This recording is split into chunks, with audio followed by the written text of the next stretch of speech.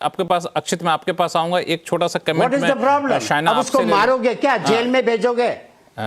शाइना, इनका कहना है कि उन्होंने माफी मांग ली, अब हो गया, माफ कर दो, अगली बार से करेगा तब उसको कुछ और किया जाएगा। अब क्या करोगे उसके साथ? मारोगे, जेल में डालोगे क्या? माफ कर दो उसको। मुझे लगता है कि कानून का खौफ बहुत ही जरूरी है। और मैं ये कोई देखिए, जब कोई एक्सीडेंट होता है ना, जहां आपको आपके हाथ में नहीं है और कुछ हो जाए और आप माफी मांगे, वो सब समझ में है। लेकिन जब आप एक आइकॉन है, विथ पावर कम्स रिस्पॉन्सिबिलिटी। आप मुझे बताइए कि जो कोई बड़ा नेता था इनके जगह, या कोई भी पब्लिक फिगर, और उन्होंने ऐसे कोई बयान दिया, क्या आप कभी भी माफ करते हैं? आप पहले चाहेंगे कि कानून का खौफ रहे, ताकि ये एक एग्जाम्पल है बाकी लोगों के लिए। ये एकमात्र नहीं है जो यूट्यूब पे है। क्या आप चाहते हो कि आते हुए पीढ़ी के लिए आप एक सही संदेश दें?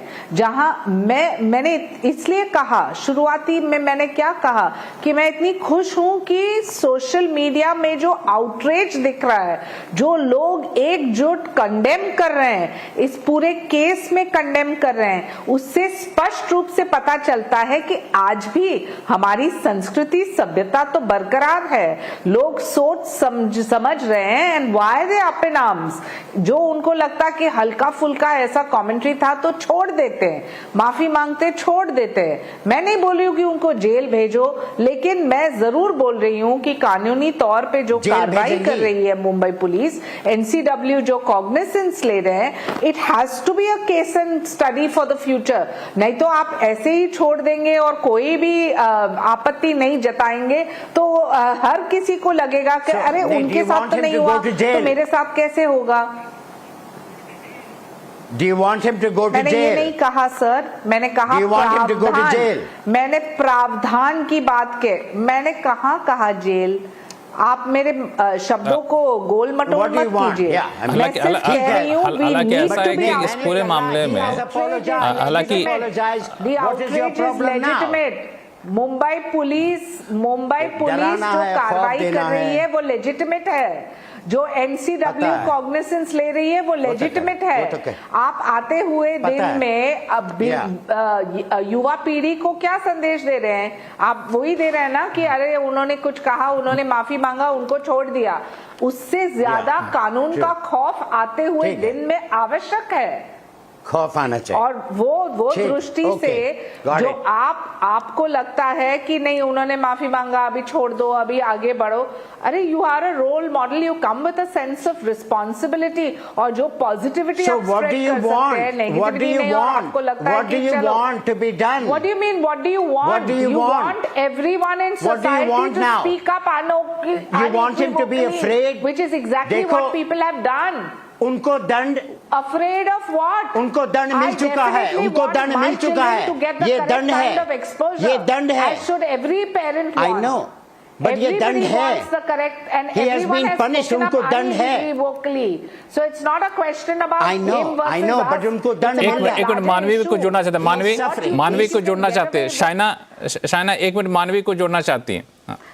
नसीर जी एक मिनट रुक जाइए, मानवी को जोड़ना चाहती हैं। शाइना जी, हाँ, मैं एक छोटी सी बात शाइना जी से पूछना चाह रही हूँ। शाइना जी ने भी बोला कि अगर कोई नेता ने ऐसा बयान दिया होता तो फिर नेता को कोई माफ कर दिया होता।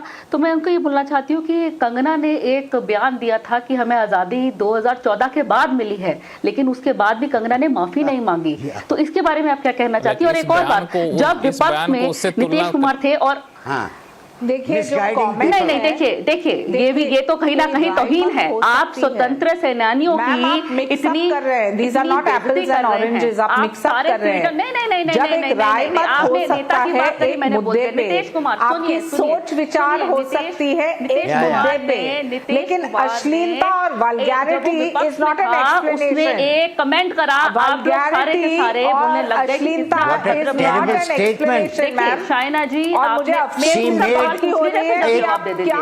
वो अश्लील स्टेटमेंट था, अश्लील स्टेटमेंट था कि आजादी हमें 2014 में आपको अश्लील चाहिए ना। मुद्दे पे आप इसलिए चाहिए ना शाइना जी सुन लीजिए, मैं उसी की बात करी। शाइना जी सब्र रखिए, बड़ी बहन है आप मेरी, सब्र रखिए।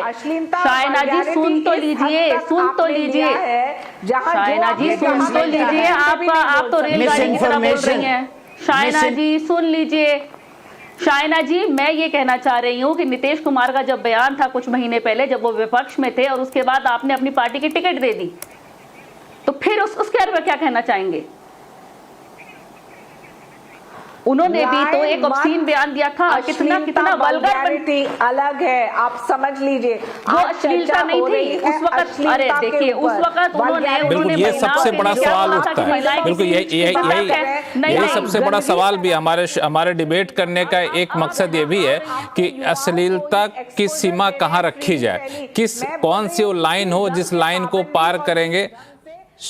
बिल्कुल शायना, इसी पे हम लोग आ रहे हैं कि हम लोग ये कैसे तय करें कि ये अश्लीलता कहाँ पे जाके शुरू हो जाती है जो समाज के लिए अनएक्सेप्टेबल होता है, वो सीमा कौन तय करेगा। इस सीमा को ना तो आप कानून के जरिए तय कर सकते हैं, ये आपके ऊपर एक अकाउंटेबिलिटी होनी चाहिए। खुद एक सामाजिक व्यक्ति होने के नाते भारत में आप रहे हैं, भारतीय सभ्यता संस्कृति समाज को आप जानते हैं, तो वहाँ पे आपको खुद जानना पड़ेगा कि हमें कौन सी चीज़ है जहां पे हमें जाके एक सीमा को पार नहीं करना है। बहुत देर से सुनील पाल जी हमारे साथ जुड़े हुए हैं। सुनील पाल जी, आपके कॉमेडी को बहुत सारे लोग फैन हैं, मैं भी फैन रहा हूं। तो ये जो चल रही है बात कि कॉमेडी के सहारे बातों को परोसा जाता है लेकिन अश्लीलता से बचा जाता है, ये कोई सीखना हो तो आपसे भी सीखे, आप इसमें बहुत माहिर रहे हैं, तो आप इसको कैसे देख रहे हैं? क्योंकि अभी एक विवाद ये उठ गया कि अश्लीलता की सीमा परिधि कहाँ तक होनी चाहिए। सबसे पहले तो इस डिबेट में जोड़ने के लिए मैं आपका धन्यवाद करना चाहूंगा और सभी लोगों को धन्यवाद। सबसे पहली बात तो ये है कि देखिए क्या है कि फ्रीडम ऑफ स्पीच का मतलब होता है कि कानून के तहत आप अपनी बात लोगों तक रखें और कानून में जो आपको हक दिए के अधिकार दिए के उसको खुल के बोले, प्रश्न करें आप। दैट इज कॉल्ड बोल के लब आजाद है तेरे, यानी फ्रीडम ऑफ स्पीच। लेकिन आप अपने स्वार्थ के लिए अभद्र भाषा का इस्तेमाल करेंगे, चाहे उस पर समाज का कोई भी समाज पे गलत असर हो, चाहे वो बच्चा सुने, बच्ची सुने, परिवार सुने, कोई भी सुने, तो उस पर गलत असर हो, तो वो फ्रीडम ऑफ स्पीच नहीं हो सकती, वो सिर्फ आपका स्वार्थ है। तो प्लीज मेरा हाथ जोड़ के निवेदन है कि स्टैंड अप कॉमेडियन होने के नाते इनको आप कॉमेडियन कहना बंद करें, इनको आप इंसान कहना बंद करें, इनको आप आर्टिस्ट कहना बंद करें, क्योंकि आर्टिस्ट माँ सरस्वती का पुत्र होता है। कॉमेडियन जो होता है वो laughter is the best medicine, ये कहा गया है। दवा और दुआ की जगह पे कॉमेडी को इस्तेमाल किया जाता है, और क्योंकि घर से मस्जिद है दूर, चलो ये कर ले, किसी रोते हुए बच्चे को हंसाया जाए। और इंसान तो ये है ही नहीं, माँ बाप के लिए गलत बात करने वाले और जेंजिस के सामने गलत गाली गलौज करने वाले, ये इंसान कहाँ से हो सकते हैं? ये तो मतलब सरेआम शैतानों का काम कर रहे हैं। समाज में गंदगी, जो समझ में नहीं आता वो समाज में नहीं आता, ये कहाँ से लोग हैं? तो इन्होंने कोई गलती की है तो सॉरी से काम नहीं चलेगा।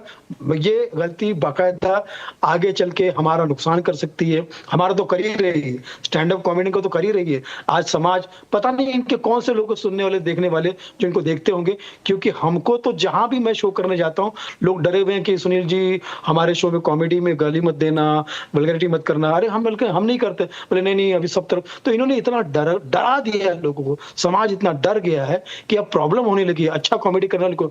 ऊपर से AIB को प्रमोट करने गए थे बॉलीवुड वाले, ये 2 करोड़ के बॉलीवुड के जो 80% लोग हैं, जिसमें दीपिका पादुकोण गई थी, आलिया भट्ट गई थी और करण जौहर गया था, रणवीर सिंह गए थे, ये AIB को प्रमोट करने गए थे। आप सोचिए इनके मन में कितनी गंदगी फैली हुई ये बॉलीवुड वाले, और कितने गंदे कितने नीचे गिर चुके कि अपने स्वार्थ के लिए इन्होंने पूरा मतलब कला का नाम, कला का गला घोट दिया है अपने स्वार्थ के लिए। गंदगी नंगे नीचे तक गिर गए।